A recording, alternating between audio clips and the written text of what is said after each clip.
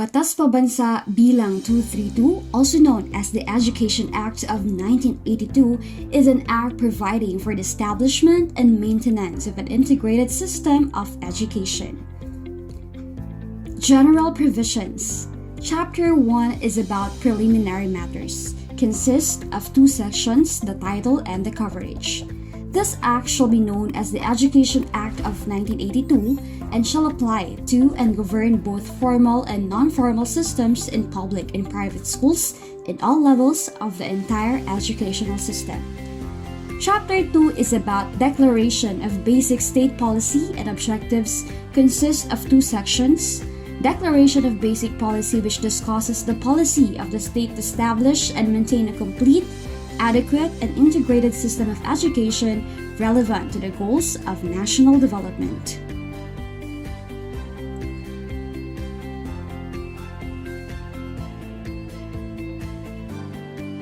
This section also emphasizes the right of every individual to relevant quality education regardless of sex, age, creed, socioeconomic status, physical and mental conditions, racial or ethnic origin, political or other affiliation. The state shall promote the right of the nation's cultural communities and the exercise of their right to develop themselves within the context of their cultures, customs, traditions, interests, and belief, and recognize education as an instrument for their maximum participation in national development and ensuring their involvement in achieving national unity. Section 4 is a declaration of objectives which discusses the aims of the educational system. Towards the realization of these objectives and pursuant to the Constitution, all educational institutions shall aim to inculcate love of country, teach the duties of citizenship, and develop moral character, personal discipline, and scientific, technological, and vocational efficiency. The second part focuses on the educational community, and the first chapter focuses on the preliminary provisions with 3 sections. Section 5 is about the Declaration of Policy and Objectives. It is likewise declared government policy to foster at all times a spirit of shared purposes and cooperation among the members and elements of the educational community and between the community and other sectors of society, in the realization that only in such an atmosphere can the true goals and objectives of education be fulfilled. Moreover, the state is also expected to achieve the following.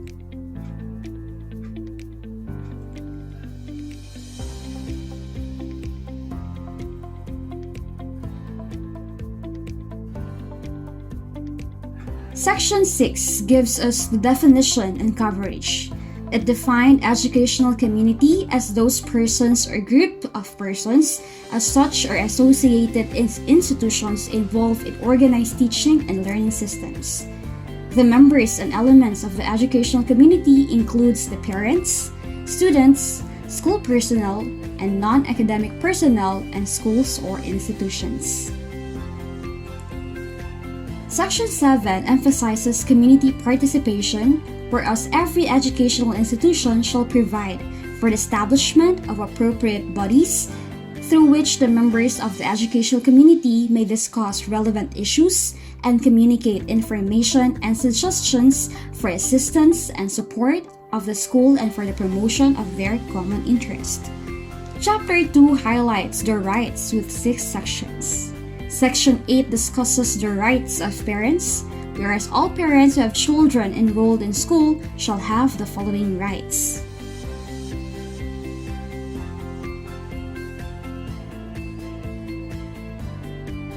Section 9, on the other hand, focuses on the rights of students in schools. Students and pupils in all schools shall enjoy the following rights.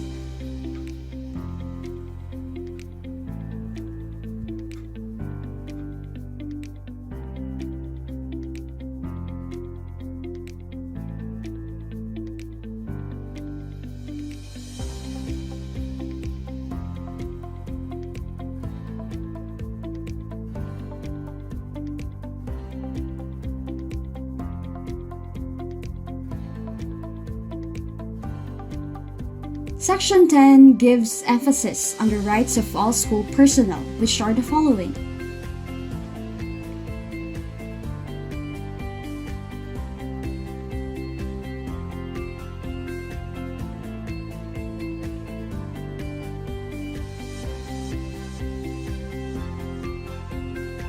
And Section 11 focuses on the special rights or privileges of teaching or academic staff.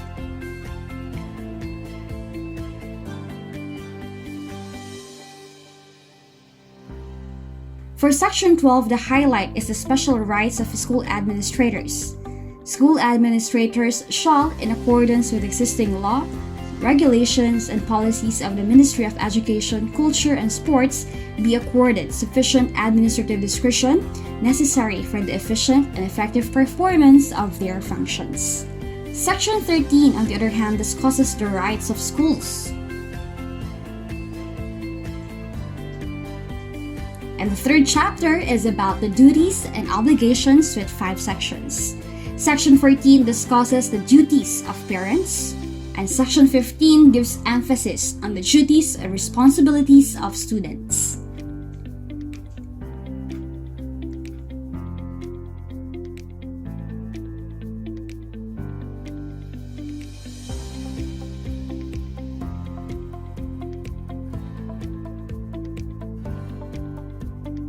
And Section 16 is about the teacher's obligations. Since this concerns us, it is a must for us to know that we should first perform our duties to the school by discharging our responsibilities in accordance with the philosophy, goals, and objectives of the school.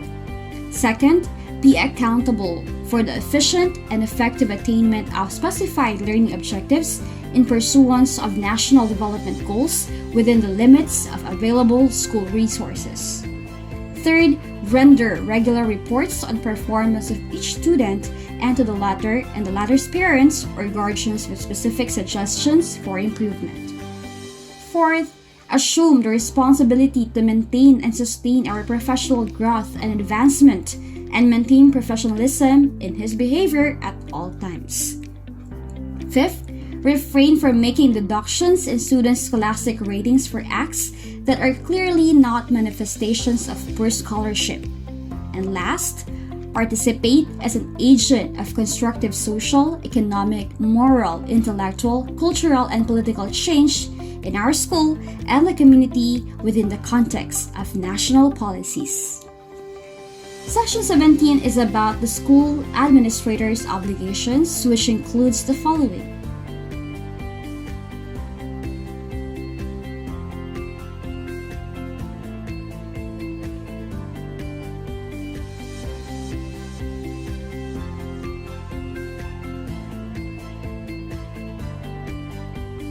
And lastly, Section 18, which talks about the obligations of academic non-teaching personnel. The third part is about the educational systems. Chapter 1 focuses on formal education with 5 sections. Section 19 is a declaration of policy that tackles how the state recognizes that formal education, or the school system, is society's primary learning system and therefore the main instrument for the achievement of the country's educational goals and objectives. Section 20, the different terms are defined.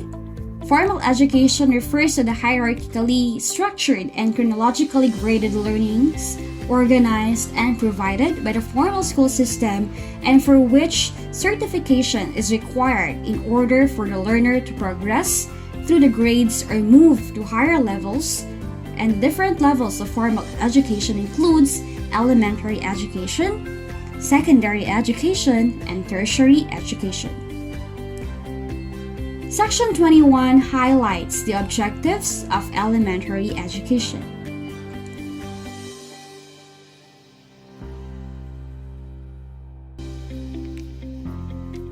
While Section 22 discusses the objectives of secondary education. Section 23, on the other hand, focuses on the objectives of tertiary education.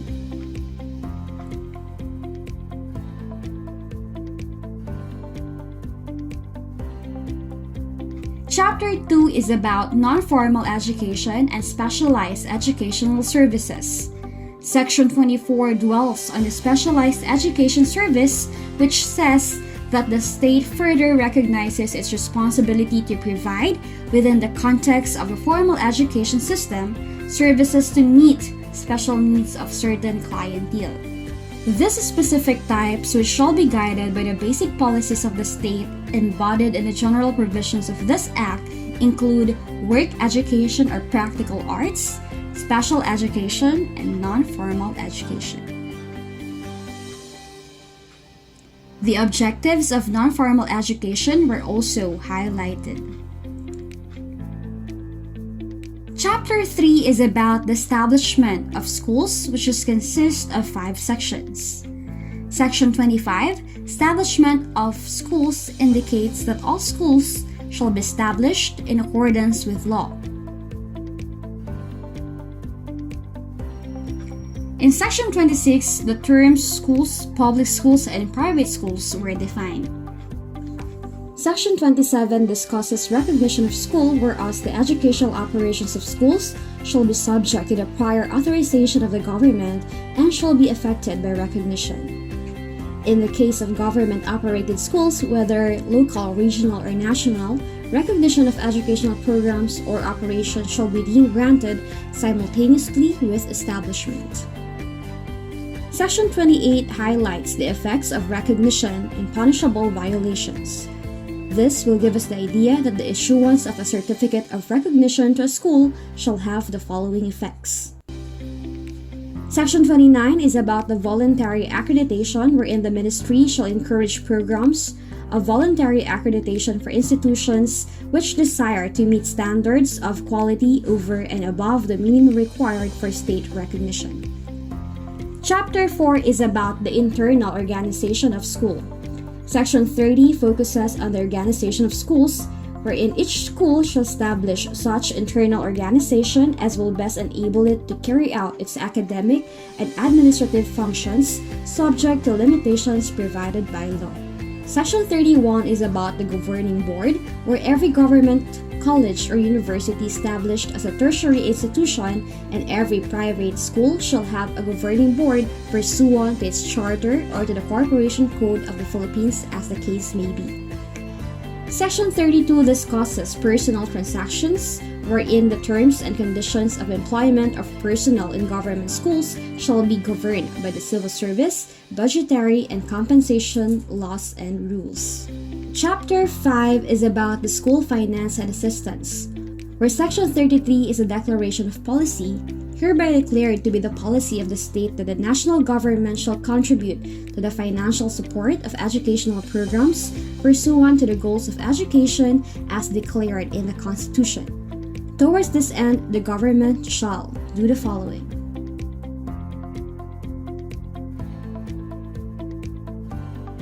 Next is about the funding of public schools, which includes a discussion of the national funds in Section 34, financial aid and assistance to public secondary schools in Section 35, share of local government in Section 36, special education fund in Section 37, tuition and other fees in Section 38, while the discussion about income from other sources in Section 39. Funding of private schools is discussed in Section 40 of the law, while government assistance for private schools are the main focus of Section 41. Section 42 highlights the tuition and other school fees, while Section 43 is about the income from other sources, and Section 44 tackles the institutional funds. Incentives to education was also discussed, and it gave emphasis on Section 45, the Declaration of Policy of the State, in the pursuit of its national education development goals, to provide an incentive program to encourage the participation of the community in the development of the educational sector. Section 46, on the other hand, focuses on school property. Section 47 is about gifts and donations to schools, and Section 48 is about relating to earnings from established scholarship funds, and Section 49 is about the school dispersal program, and Section 50 is the conversion to educational foundations. This part tackles the assistance to students, whereas Section 51 is about the government assistance to students. Section 52 is about the grant of scholarship pursuant to existing laws, and Section 53 is about the assistance from the private sector. The fourth provision is about the Ministry of Education, Culture, and Sports. Chapter 1 is about the general provisions, whereas Section 54 is a declaration of policy.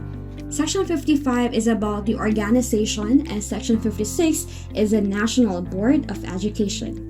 The different functions of the ministry can be found on Section 57,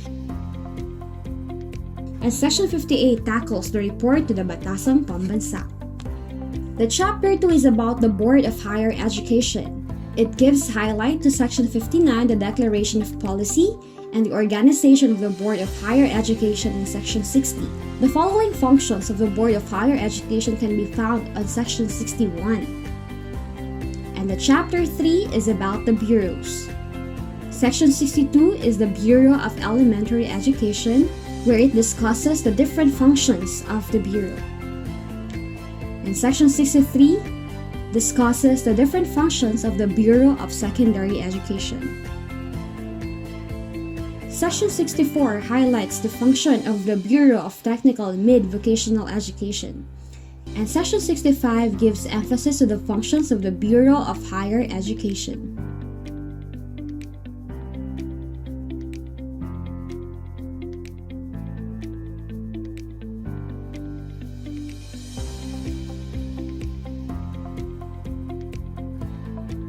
The Chapter 4 of this Act is about the regional offices, whereas Section 67 talks about its functions.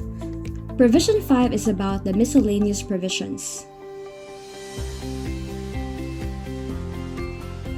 whereas Chapter 1 is about the penal and administrative sanctions, wherein in Section 68 the penalty clause is discussed, and Section 69 is about the administrative sanction.